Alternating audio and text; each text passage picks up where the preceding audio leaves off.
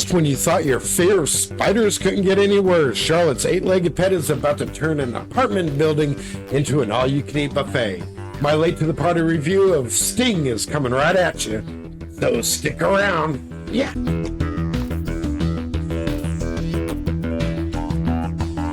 What's going on, fellow den dwellers? Welcome back to my channel, a tiny little spot in the smallest corner of YouTube I like to call the Movie Den. I'm Scott, and today I'm continuing the spooky season with a pretty solid spooky spider film, Sting. Now, I'm a sucker for arachnid-type horror films like Kingdom of the Spiders, Arachnophobia, Eight-Legged Freaks, and when I first caught the trailer for Sting earlier this year, I was instantly hooked into it, and I was really genuinely wanting to see it in the theaters, but unfortunately, it was in limited release and playing nowhere near me. But lucky for me, the wait is over. This weekend, I was scrolling through HULU, see what was new this weekend, and lo and behold, Sting was on there. I totally forgot it was coming on streaming this weekend, but I finally had a chance to catch it, and man, let me tell you, it's a very effective, thrilling, and atmospheric horror film. Directed by Kaya Roach Turner. He's best known for his Road Warrior, Dawn of the Dead hybrid, Wormwood. Set in a rundown New York City apartment building, Sting follows 12-year-old Charlotte, played by Lila Brown, who I think should be recognized as a rising star. Anyways, Charlotte discovers a mysterious little spider from outer space that crash lands in her apartment building and into a little dollhouse. She decides to keep it as a pet, secretly, and names it Sting, and begins to feed it bugs, roaches, and stuff from around her apartment building. The more it eats, the bigger it gets, and soon grows into a gigantic eight-legged freak. As the creature devours neighbors and pets, Charlotte becomes the only hope for survival. Sting has a nice little balance between the horror and family drama, and the dynamic between Charlotte, her distracted mother, played by Penelope Miller, her well-meaning stepfather, played by Ryan Corr, make the stakes feel more personal when the monstrous spider begins its deadly rampage. Like I stated at the beginning, Lila Brown's performance as Charlotte is truly exceptional. She outshines, and she is the standout amongst the rest of the cast. She gives emotional depth to her character, convincingly portraying a young girl who is caught between the neglect of her family and the rising danger of her secret little pet. Her character's arc is good. She transitions from an isolated child to a brave little heroine. It's the emotional core of the movie, really.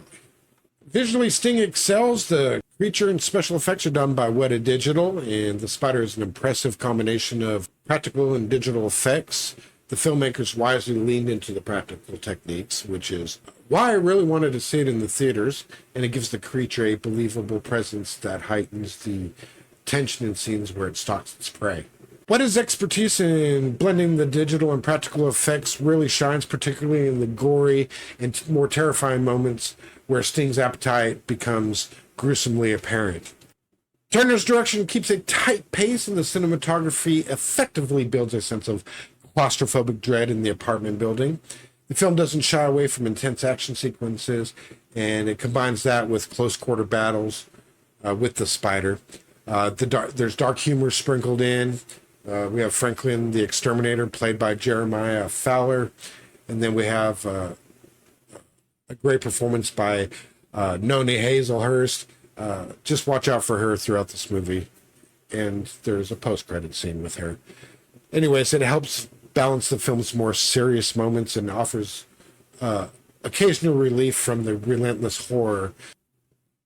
Sting is also elevated by its score, which is underpinned with eerie, minimalistic compositions. The music, along with the sound design, ensures that every skitter, every rustle of the spider sends shivers down your spine. I know I was freaked out a couple times during this movie. Despite its intense premise, the film never takes itself too seriously, and it allows for an enjoyable mix of scares and fun. Overall, Sting is a solid entry into the arachnid horror genre. While the plot may tread some familiar territory, the practical effects, strong performances, particularly from Lila Brown, and the visceral horror of the spider make it an engaging and memorable film that leaves you an opening for a potential sequel. Will we get one? Well, maybe. If you enjoy creature features and are looking for a suspenseful and fun ride, Sting delivers on its promise of terror. With Weta's digital effects and Roach Turner's direction, it creates a horror experience that feels both classic and fresh. I know I had fun with it.